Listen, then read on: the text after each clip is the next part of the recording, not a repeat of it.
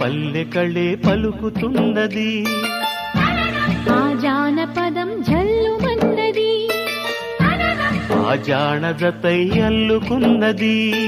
మొగలి పువ్వు మహారాజుకి మొదటి కానుక, ఎదను పరిచి వేసేయన ప్రణయ వేదిక.